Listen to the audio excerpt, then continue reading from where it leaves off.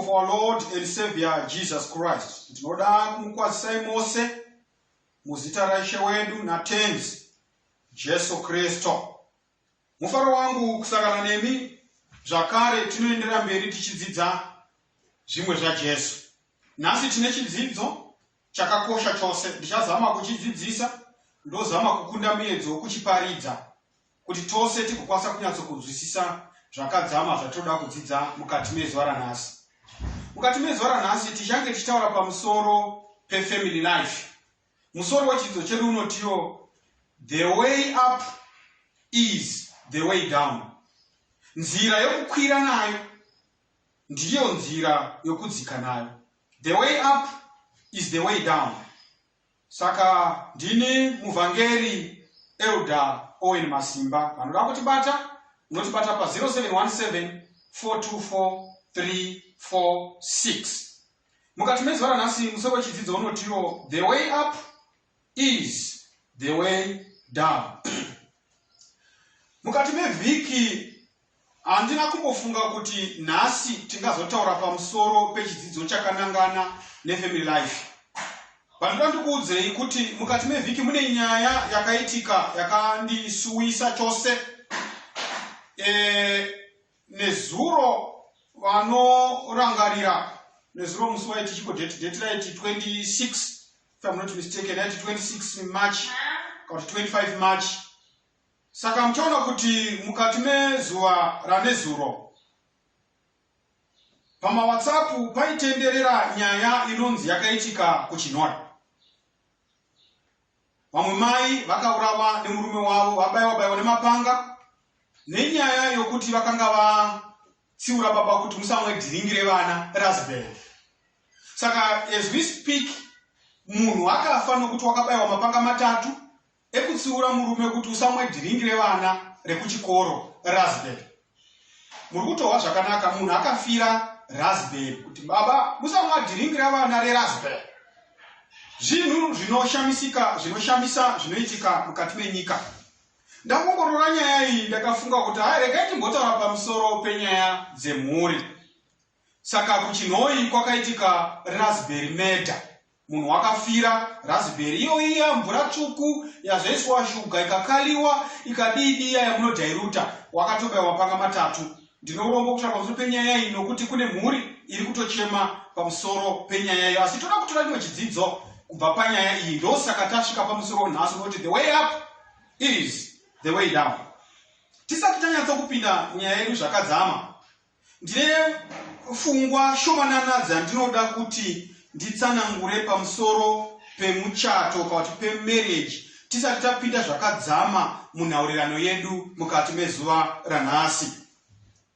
Muchaona kuti mimi the one area that provides the most joy and the most heartache in our lives is relationships. And that's true whether you are single or married. Saka nyaya tinayo nhasi inotobata tose vari single, vakomana vasikana vakaroorana. The principle is the same, that God is going to illustrate in our lives if we are able to enjoy whatever the relationships that we are in. Saka kune chinhu chinopa mufaro uyezve chinopa nduru yegarwe yokuvava mukati meupenyu hwavanhu inyaya dzemarelationships. Ungadaro wakaroorwa, ungadaro uri single, mukomana musikana wakangopinda mwakabuda, zvese wakamborambwa kana kuti wakarambiwa. Uri shirikadzi, uri chii, kune chinhu one chinonyanya kutipa mufaro kana kutipa kusuwa nekuchema nekugeda kwemene mukati meupenyu hwedu. Ende chinhu ichocho inyaya dzemarelationships. Muchaona kuti zvakare mufungwa yatoda kubata ndeyekuti marriage doesn't really create problems. Kune fungwa yatekeshera mukati mezvisikwa zvamambo Jesu, fungwa yokuti marriage is a problem. But let me tell you, kudzidza nekuverenga kwatiri kuita Bible kunobudisa pachena kuti marriage does not create problems. I want you to underline that statement. Marriage does not create problems, it just reveals them. Marriage haina dambudziko but inobudisa pachena maproblem agara aripo. So mchana kana marriage yema problems ayo ainotanga ono kuti marriage they are relatively minor. So what makes these issues major are problems in us that would be there even if we were married or single. Ma problem atinoti akakura chose ari marriage. Chinoita kuti akure kana kuti tionese kuti akure. Inyaya yokuti nyaya izvino zvinogara zviripo uchiri single. But kana wa marriage zvoita sokuti zvava zvinhu zvamagnify zvakura. Marriage is the arena in which little problems magnify the larger problem in our hearts. So in other words, marriage ndiro stadium inoti zvima problem zvidiki. Ndiyo ngati marriage ndiyo stadium inoti zvima problem zvidiki zvinobva zvazokudza the larger problem which is in our hearts. Saka dambudziko riri mumwoyo medu, but kana tapinda mumamarriages tasangana tiri vanhu vaviri vane zvima problem zvavo zvagara zvirimo mukati meupenyu hwavo zvinozonomagnifyiwa manje tava mumarriage institution. Saka marriage is the arena in which little problems magnify the larger problem in the heart. So, regardless of whether you are single and content, single and seeking, engaged, happily married, unhappily married, single again, hoping soon to be single again, today's message will help you.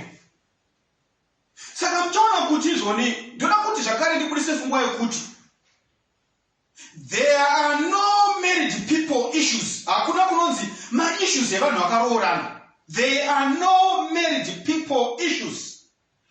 But zviriko, it's only single people issues that get worse in marriage. Matambudziko ose whatever zvauri kunetsana nemurume wako nemukadzi wako izvozvi. Iyo raspberry yamuri kutonetsana izvozvi as we speak. It's not a marital issue. It is a single person issue that has gotten worse because we are now in marriage. I want you to underline that fact. So I'm going to tell you fungwa isatanya tsokudzira munyaya yedu yezora nhasi. Muchaona kuti nenzira imwe cheteyo the pressures of marriage don't create problems in our hearts. It just reveals them. Saka kana munhu ari mukati memarriage, pressure yemumarriage haina chainodzvara mukati memwoyo wako, but pressure yemumarriage inopangidza kana kubudisa pachena zvagara zviri mwoyo wako. Saka mutaona kuti vanhu vazhinji vanorambirana nepfungwa iyi nemhaka yekuti vanoda kublema spouse dzavo, vanoda kublema marriage yavo, vanoda kublema uyo nauyo for all your problems. The problem is in your heart. Now the pressures of marriage ndo dzakubudisa pachena zvagara zvichinetsa mukati memwoyo wako. I will explain further. Ndoda kuti tive honest mukati memuchato yedu. Your marriage is just unearthing the existing problems in your heart. Muchato haukonzeresi munhu kuti ave selfish.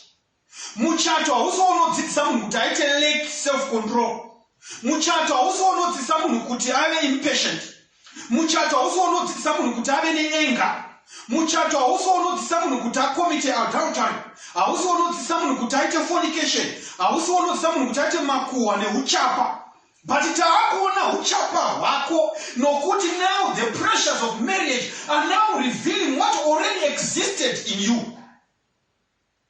Saka vanhu vanoti kwa ini zvemarriage ndakazvikona mumarriage mune problem yekuti vanhu vemwe havavimbiki mumuchato. Wakanga usingavimbiki uchiriko kunze. Partner yako yakanga isingavimbiki ichiri single. But zvaakubuda pachena nokuti mavamo mukati memuchato. Saka ndo pandiri kuti your marriage is just unearthing the existing problems in your heart, period. Saka vese vanofamba nevhangeri kuti muchato wakasara, marelationships anonetsa. Marelationships haanetsi. Ina handishadi kuita zveshamwari nokuti kana mamozoiti makuhwa haperi maraini. Saka zvekuva zvevanhu vanongosvika pamba pangu vachikuda zvekuita ushamwari nini, indogara pamba pangu nevana vangu nemurume wangu. ma relationships haasiwane problem. Dambudziko riri mumwoyo mako, but the pressures of relationships are now unearthing what is existing in your heart. Toda kuti mubate fungwa iyoyo zvakanaka. Haugoni kuzoita upombwe nekuti warovora, wagara uri mhomwe upombwe, wagara uri mukati memwoyo wako, wagara une uchiva. Haugoni kuzonyima nokuti pamunini nemunin'ina watete nani wagara pamba pako maroora. Wakagara uchitonyima. Hauna kumbogara uri chipavhurire. As now the pressures of marriage are now revealing what already existed in your heart. So the problem is the heart. Munhu haatangi kubaya mune banga nokuti watsiurwa kumaRasberry. Wagara yanga iri mhoti mukati memwoyo wake zviri suppressed. But now the pressures of marriage are now unearthing umhondi wagara uri mukati memwoyo wemunhu. Kana munhu agara mumwoyo make ane ruchiva nokuti dei zvava zvangu, the pressures, the economic pressures of life will then unearth umbavha hwagara huri mumwoyo momunhu. Tomuona achiba nokurobha nokungwavha achijuta vanhu mukati muupenyu hwake. The pressures are now unearthing that. My brothers and sisters,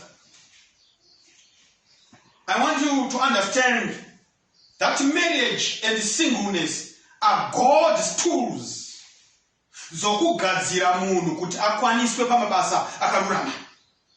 So when you look at marriage, when you look at singleness, zvese izvozvo zvakavapo nokuti Mwari aripo. Saka kuva single kwauri, chero ukatarisa wachi ukaona kuti yava 5:45, hausati waroora kana kurogwa. Don't worry. Marriage and singleness are God's tools. According to Paul, these are God's tools, or these are one of the things God uses most to teach us about our relationship to Him. Mwari anoshandisa marriage and singleness to teach His creatures about our relationship to Him. Saka Paul unoiti, this is the divine mystery of marriage. So we need to unlock this mystery. Kana taongorora chakavanzika ichi, chinotipa kuhwisisa kwakadzama kweizvo Mwari ari kuita mukati memarriage yako, kweizvo Mwari zvaari kuita mukati mesingleness yako, kweizvo Mwari ari kuita mukati memarelationships ako. So you will find that it will yield so much understanding about what God is doing in your marriage and why it is the way it is, and even what He is doing in those seasons in your life when you are not married. These 2 points dzakakosha mukati mezuva ranhasi nemhaka yekuti the Apostle Paul is going to teach us a principle that should undergird all of our relationships. My relationships edu toda kudzidza this important principle yokuti tikaitevera muchaona kuti tinowanikwa tine runyararo mukati memarelationships edu. Ngatingojamba itinda kuna Paul ari paEfeso achinyorera the Ephesians. Saka when you go to Ephesians chapter 5 verse 21 to 25, the Bible says, submitting yourselves one to another in the fear of God. Verse 22, wives, submit yourselves unto your own husbands as unto the Lord. Verse 23, for the husband is the head of the wife, even as Christ is the head of the church, and He is the Savior of the body. Verse 24, therefore, as the church is subject unto Christ, so let the wives be to their own husbands in everything. Those who talk about Paul, Panama Ephesians chapter 5, verse 21 to 25. Submit yourselves one to another in the fear of the Lord. Say, pasi umwe kune umwe muchika Mwari. Those are verse 21. Verse 22, wives, submit yourselves unto your own husbands as unto the Lord. For the husband is the head of the wife, even as Christ is the head of the church, and he is the savior of the body. Ama zinodikanwa mukati mezora nasi. There are two quick observations that we want to make from Ephesians yataverenga. Verse 22, irikuti wives. Kureva kuti this verse irikutaura navakadzi kuti nana mai, haisi kutaura nema husbands. Saka vana baba musada kutora verse isiri yenyu. Musaudzira vana mai nokuti verse ainamboti husbands tell your wives. Mwari arikutaura namadzimai nemunhukadzi. Saka tiri kuti isusu verse E was not written to husbands so that they get a tool to wield power over their wives. No, God is not addressing the husbands. God is addressing the wives. So verse E is yana baba saka kudai pa verse ya vana. Nemaka kuti Mwari anambointenda kuti aishandise nenzira yatinoshandisa. He would have addressed this verse to husbands. So we should stay out of our wives' verses. Saka imi verse nicha we are don't want. But we turn out it's verse 22. Tinotaka tashkapa verse 21. Verse 22 not wives submit unto your husbands, but verse 21 not submitting yourselves one to another in the fear of God. Kureva kuti verse 21 lays the foundation. Iri kuti iwe baba jisubmite kuna mzimai wako. Iwe mzimai jisubmite kurumu wako. That's what it is saying. It is also saying in all our relationship, ingawa shamari yako, wangawa sekuru, just submit yourselves one to another in the fear of God. Yozoida mberimanje, your address avanamai. Just submit yourself to your own husbands. Kureva kuti pari kunzi. Kana munhu asiri husband yako, you submit one to another. But when it comes to your husband, submit it to your only husband, not to your only pastor, not to your only reverend or man of God. Submit one to another. It's collegial. But submit to your only husband.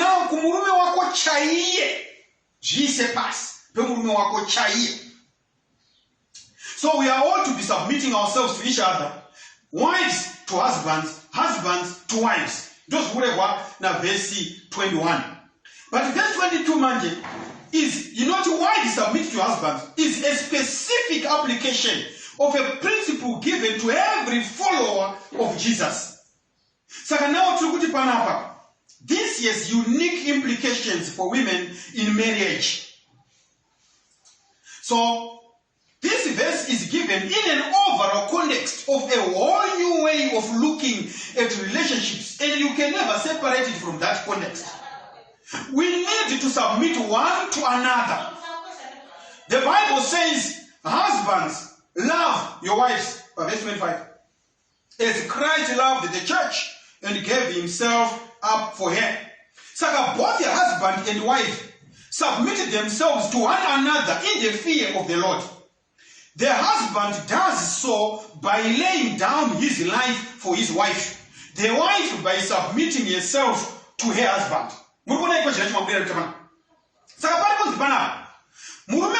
Love your wife. He loves his wife by laying down his life for his wife. But the wife, he also does it by submitting herself to her husband. Saka mtaona kuti mvunzo wandinawo kunana mind okuti Jesu aiva akainzana na Mwari here, mindro inoti uongo. Akanga akainzana na Mwari. He was God, aiva Mwari. But wakazviisa pasi pababa voluntarily. Saka izvi hazvina kubvisa the dignity yake yokuti iye ndi Mwari. Izvi hazvina kutaridza kuti he was inferior. He was fully equal to God. It was not an assault on his dignity to do that. It was not an assault to your dignity to submit yourself to husband. Jesu wake hakuna kuita hudiki nokuti akazvisa pasi pababa. Jesu wake hakuna kuita hushoma nokuti he died rufu rwegororo. But izvozvo zvaakaita zvakatomukudza zvikaita kuti apiwe zita rakakura zvakadaro. Saka kusubmita one to another hazviiti kuti unzi uri wiki, hazviiti kuti unzi wakarwiswa. Ndozviri kudzidziswa nechidzo chipera. But kuzviisa pasi one to another, kuzviisa pasi pemurume wako amai, it makes you more like him, more like Jesus. So Paul arikuti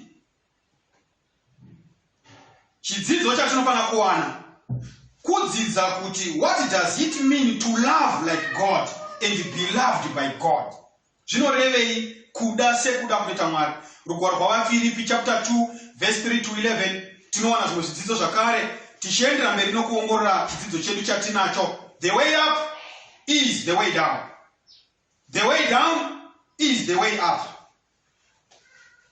VaFilipi 2 verse 3 to 11 inoti, let nothing be done through strife or vain glory, but in lowliness of mind let each esteem other better than themselves.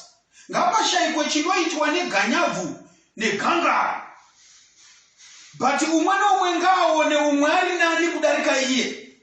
Esteem other better than yourself. Verse 4, look not every man on his own things, but every man also on the things of others. Usangotarisa zvinhu zvako bedzi, asi tarisawo zvinhu zvevamwe. Ndo zvatiri kudzidziswa navaFilipi chapter 2.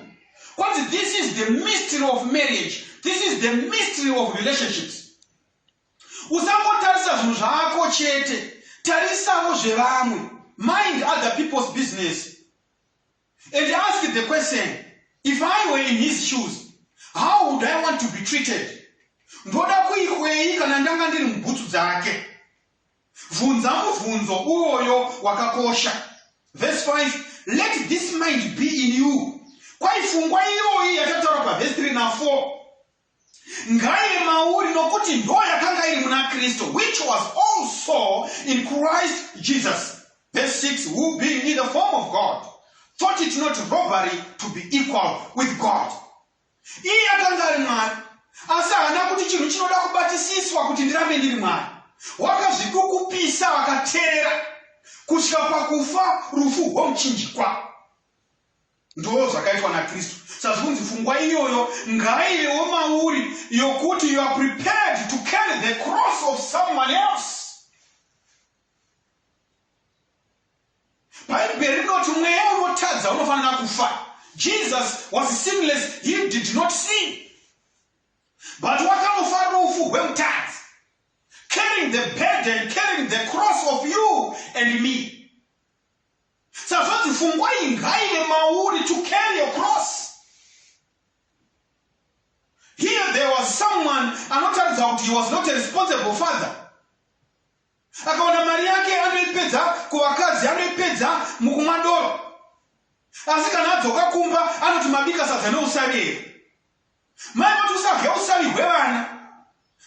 Nyaya yotanga ipapo mababa ine mapanga. We need to carry each other's burdens, carry each other's cross. Verse 7, Philippians 2 verse 7, but made himself of no reputation, and he took upon him the form of a servant, and was made in the likeness of man.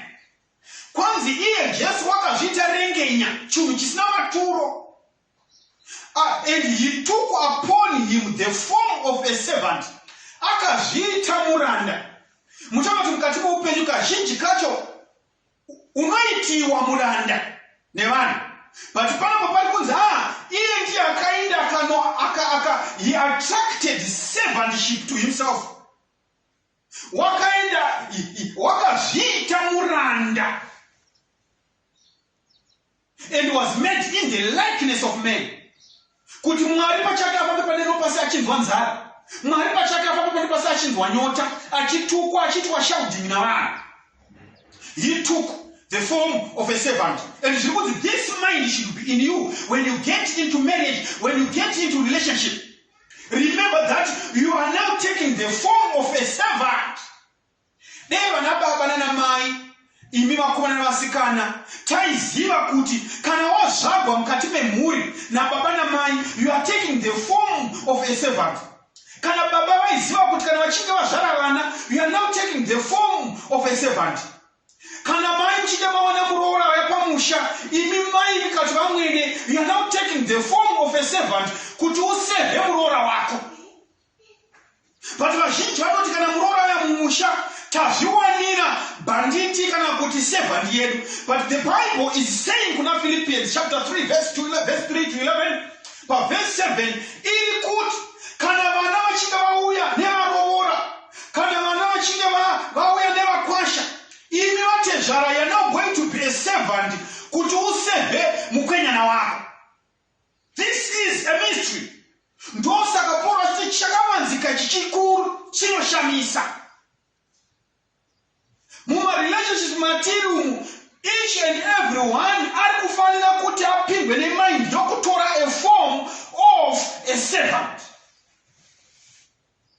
This world was going to be a better world if each and every one of us was going to take this mind of being a servant.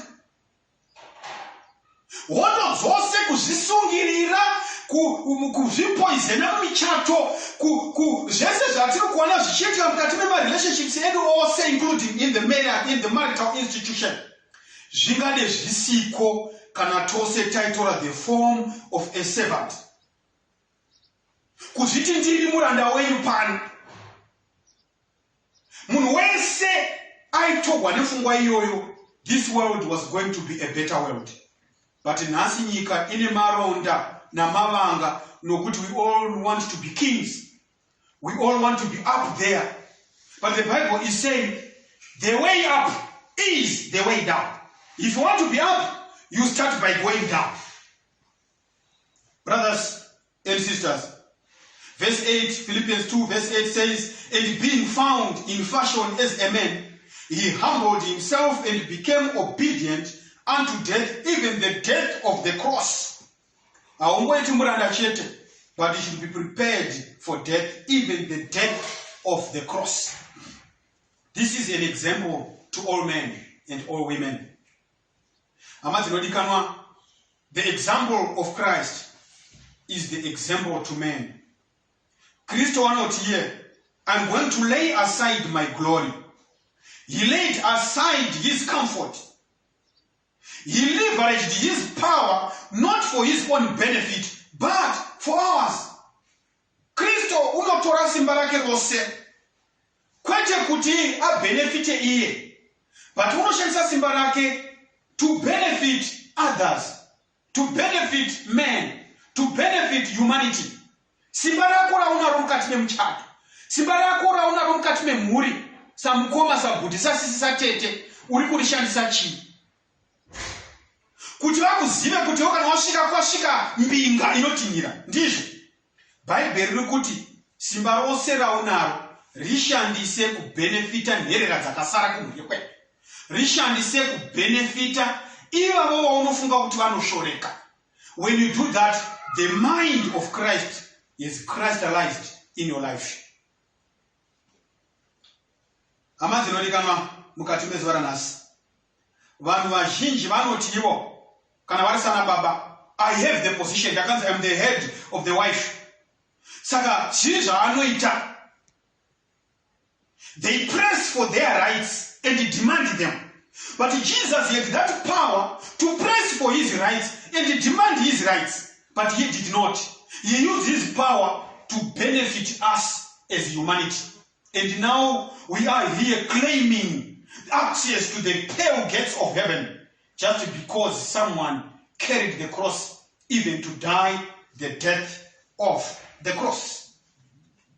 Jesus but he emptied himself and took the form of a servant. So Jesus took it. Saka ndikuti nini kuinvesti kwa uri kumwanasikana kana kuti mwanakomana. Kana une roommate yako ya unogara nayo. Do not think of your interest. Think of your roommate's interest. Kaona kufara mkati me room ya kushare ku university. Think of the interest of your roommate. Jesu paakanga achifamba, he said, I'm going to think of your interest, not mine. Munhu wese akanguva neprinciple yokufunga about the interest of the next person to you. This world will be the world that we want. Verse 9 says, wherefore God has highly exalted him. Why? Because he thought that way. And he gave him a name which is above every name. And every soul is supposed to bow before this name. Saka mchana tupanapa tulikusangana na Jesu chakaita kuti asumudzirwe na Baba. It's because he took the low road. So God gave him the high place. My brothers and sisters, the low road is the road that takes you to the higher place. Nzira yokuzvisa pasi. The road that goes down is the road that takes you high up there.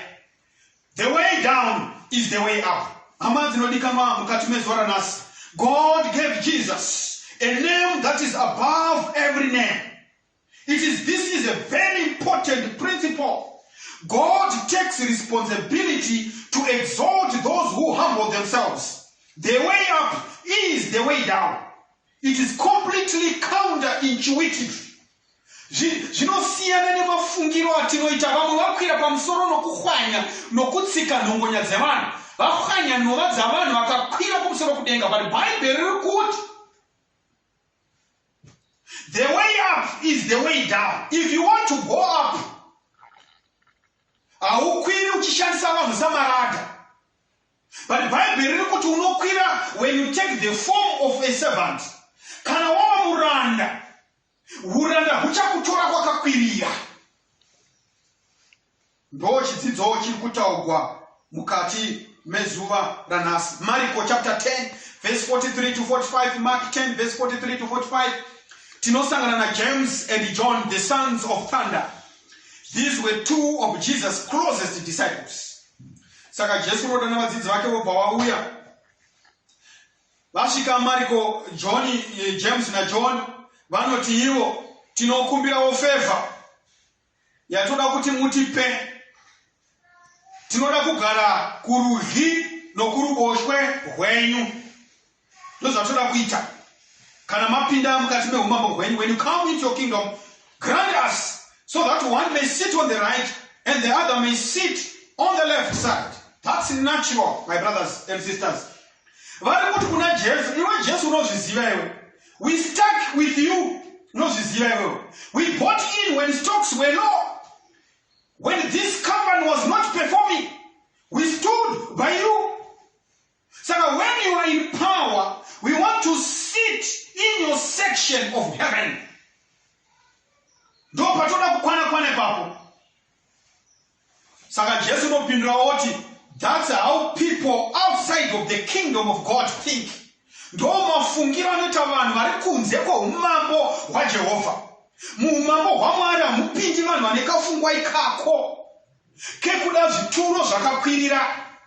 Muumambo zvokudenga hamupindi vanhu vane pfungwa iyoyo yokuhwanya vanhu uchiita maradha uchikwira. Muumambo hwokudenga hakupindi vanhu vakadaro vasingaiti submit one to another in their marriages.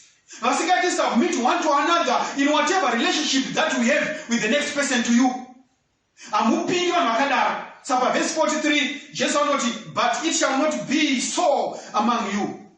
Whoever would be great among you must be your servant, and whoever be first among you must be the slave of all. For even the Son of Man came not to be saved, but to serve, and to give his life a ransom for many. We are saved to save. Takaponesewa kuti tibatire basa vamwe vaponesewe sokuponesewa kwatakaita. So this is a revolutionary view of power. A revolutionary view of power, that someone would use their power to save someone else. Mubvunzo ndokuti, what good is gaining power if you are not going to use it to save yourself? Mubvunzo. But Jesu wakawana simba, but simba racho haana kurishandisa kuti azvisevhe iye, unoshandisa simba racho kuti asevhe iwe neni. That's the revolutionary way to view power. Mwari wakatipa kuti tive mahusbands, the head of the wife, not to stamp on him, kwete kumutsikira, but kuti timudzikirira na kumuponesa. Ndosaka Mwari akatipa simba iro. Mwari anopa mudzimai simba rokugona kuzvisubmita kumurume wake, kwete kuti zvese, kwete kuti zvingogumira ipapo, but kuti ase amuponese. Hama dzinodikanwa mukati meupenyu hwatiri kurarama, regai timbongorora rugwaro rwaJohani chapter 13 verse 1 to 17. Muchaorangarira katasvika pana John chapter 13 verse 1 to 17, ndihwo usiku hwokupedzisira Jesu asati afa. Vanga vachangopedza kurya their last meal together, their last supper. Zvinonzi mukaenda kuna John chapter 13 verse 1 muchifamba nayo, zvinonzi usiku uhu Mwari Jesu wakanga achitoziva kuti Mwari wachitendera zvino Judhasi kuti agogona kumupa mumavoko evaurai vaizomuparadza. Munorangarira imi kuti kana Mwari akanga asina kuzvitendera zvaigona kuti zviitike, nokuti kakawanda wani Jesu, vaFarise nevamwe vose vaSadhusi vaida kumubata nechisimba aikatuka angodisapia pakati pavo, vomushaya kuti aina nekupi. Ivo vanga valeya plot yokuti vamubate. Nemhaka yei? Nokuti his time had not come.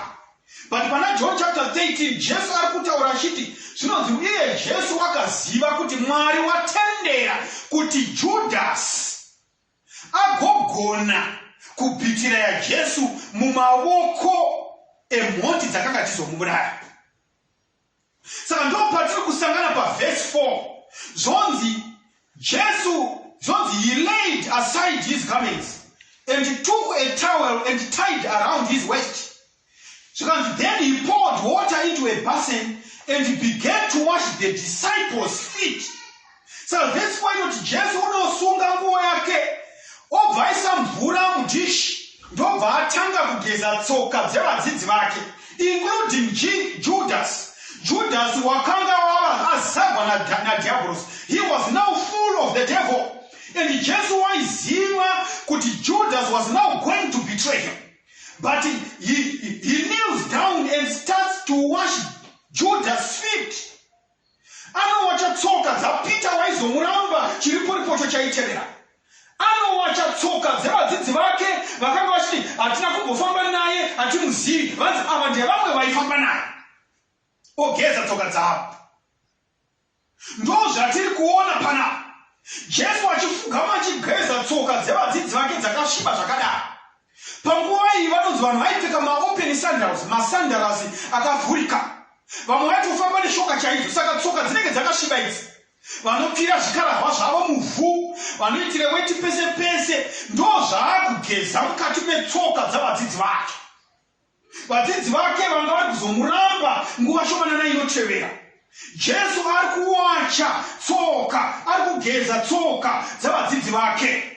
So verse 12 ya John chapter 13, Jesu unavabvunza mubvunzo oti, do you understand what I have done to you? Verse 13 yoti, you call me teacher and Lord. You are right, for so I am.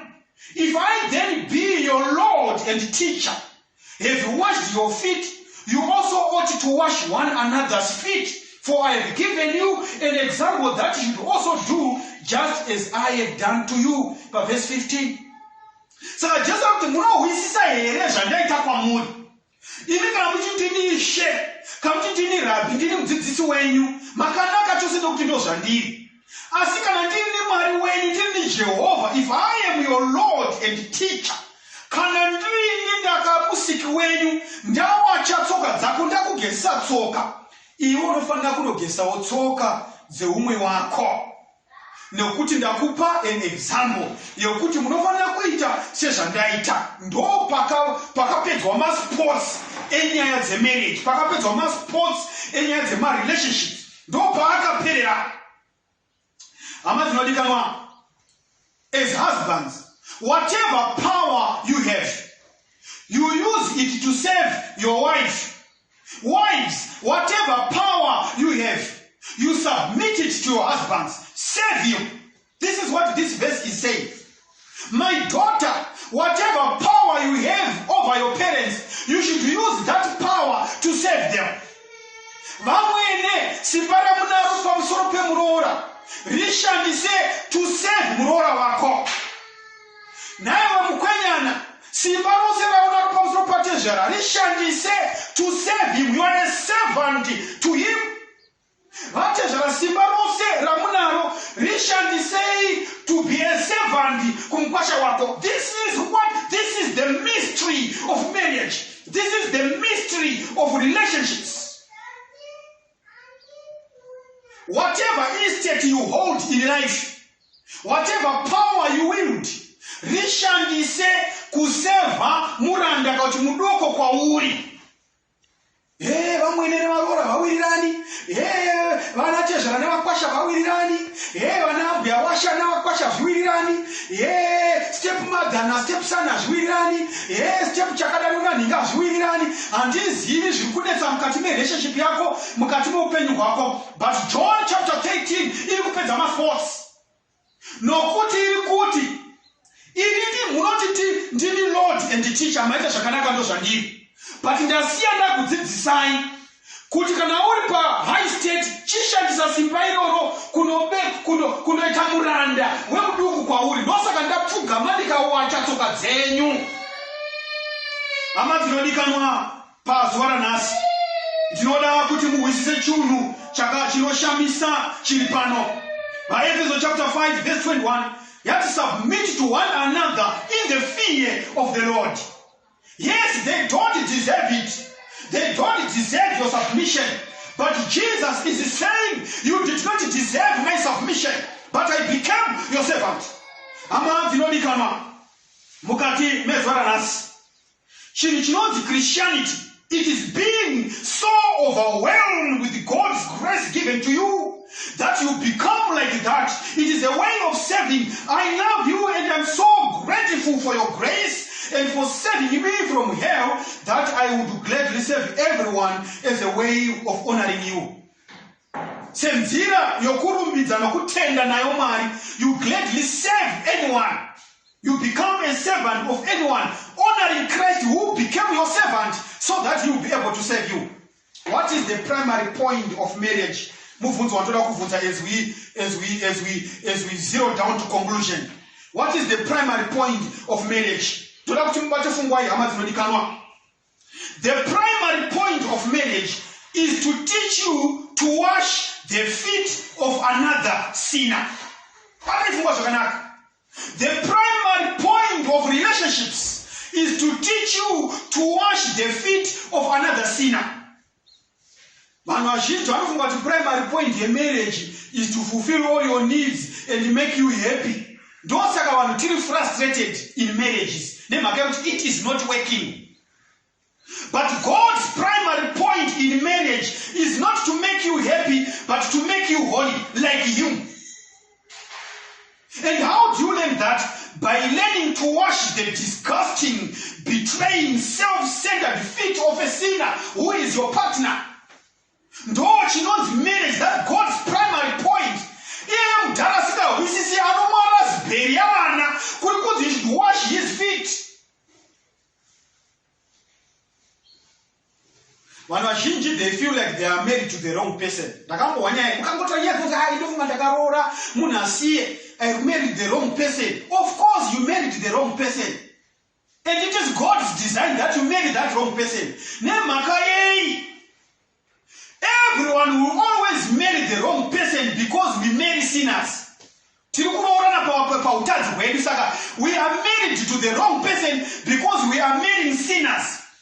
But God's point of marriage is to teach you to wash the feet of another sinner.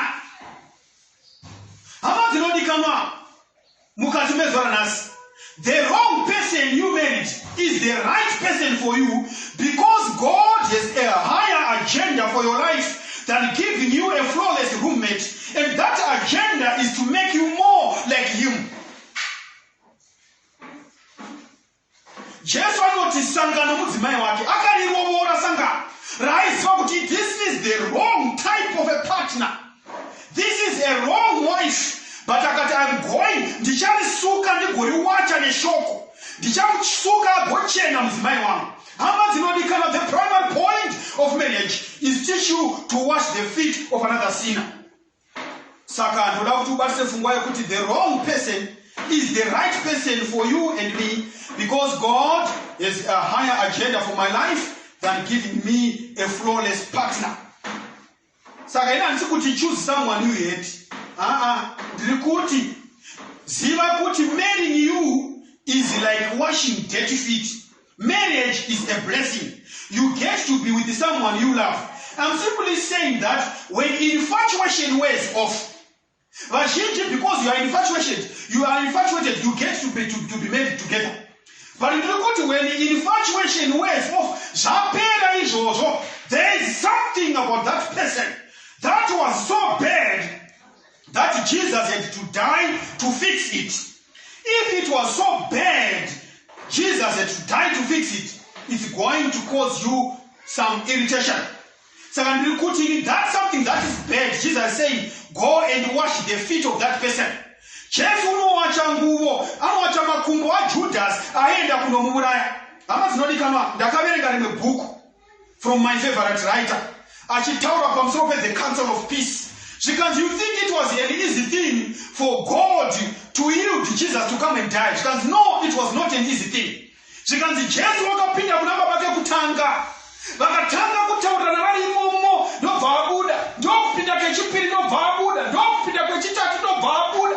Ndokusvika vawirirana kuti right, you are going to die for humanity. Ndokuuya kwakaita Jesu kuzotifira.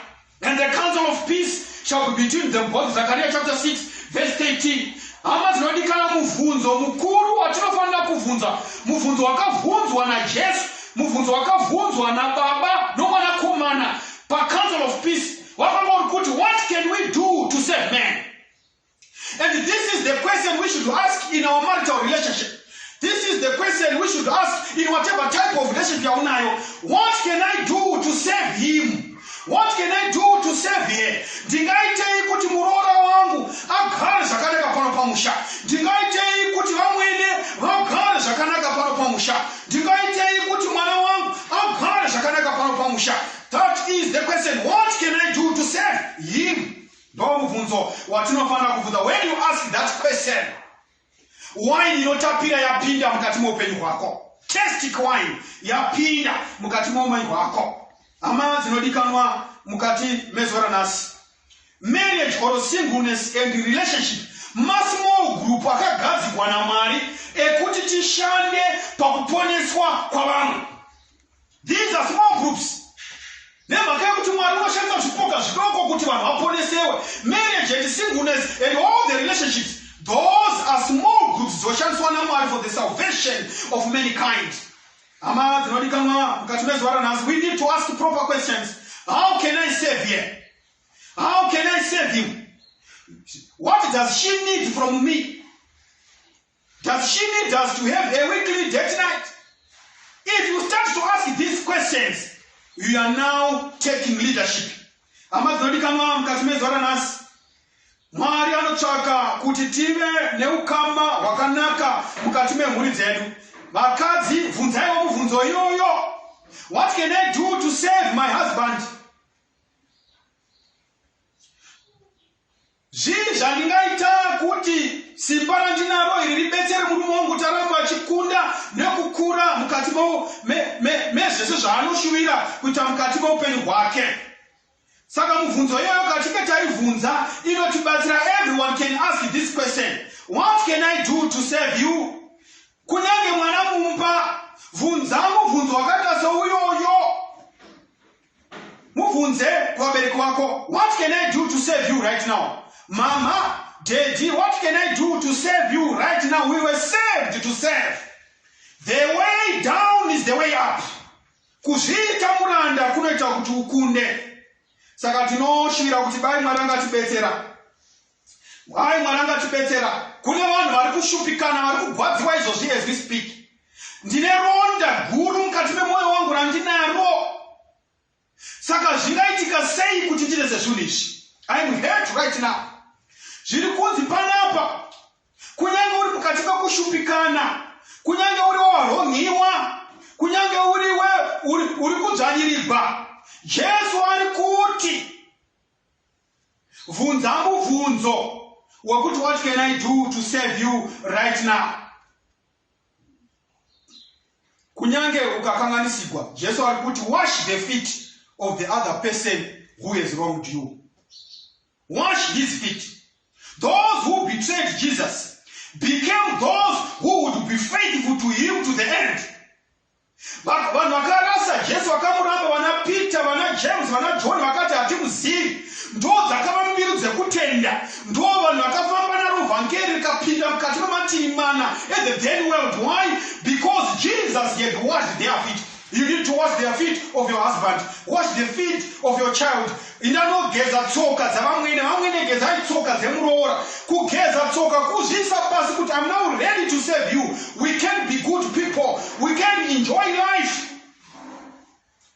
Hama dzinodikanwa, kana tikatanga kugezesana tsoka, the gospel would saturate your marriage. The gospel would saturate your home. The gospel would saturate your workplace. And when that happens, it regenerates and creates all of our relationship.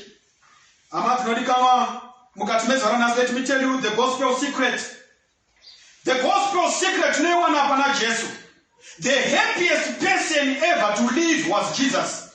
And he spent his life washing feet and dying for sinners. There is a joy in being like Jesus and walking with Jesus that you will never experience with when you are the king and defender of your only tiny, dark, cold, self-centered kingdom. Nilikuti ni munakanga ni mfaro kudaka wandu wese ndi Jesu. Asaka spenda nguwa yake achiwacha nokugeza tsoka dzevatadzi vozvifira. Saka mufaro watinoona muna Jesu, mufaro watinoona mukufamba na Jesu, hatigoni kumuexperience kana tikava defenders of our own rights. But when you begin to wash the feet of a sinner, you start to experience the happiness that Jesus experienced. My brothers, I want to challenge you this day. If you want to be the happiest person ever to live, the happiest ever person to live was Jesus. But the secret of the gospel is that grace is the most powerful change agent on the planet. Izo zondo zvinoita kuti katawa nenyasha dzakanga dzichiitirwa naJesu kwatiri tose kwatiri mufaro. I want to have a special prayer with you wherever you are. You are saying, I want to adopt this principle. The way up, the way down is the way up. And if I want to be the happiest person, I need to have this mind that was in Christ Jesus. I want to heal my marriage relationship. Muchato wako uri kutodzisinfrega, uri kutotsemuka as we speak. But because of today's message, ukama kwakona mabereki, ukama kwakona mamwene, ukama kwakona muroora, but ukuti nhasi nekuda kwemessage, Lord, bring healing into my relationships. If it is your prayer, sumudza ruoko rwako nekuti hakuna matazvino. Baba vedu muri kumusoro kudenga, toda kumuongai mukati mezora nhasi nemukana wamatipa uyezve the healing that you have brought to our relationship. We want to thank you for this message, and we are praying for that relationship. Motoza uyo asumudza ruoko, asumudza mwoyo wake, anoziva zviri kumunetsa mumarelationships ake, ukama hwake navamwene, ukama hwake navatezha, zvose hazvina kumira zvakanaka mumabasa nabhosi vake.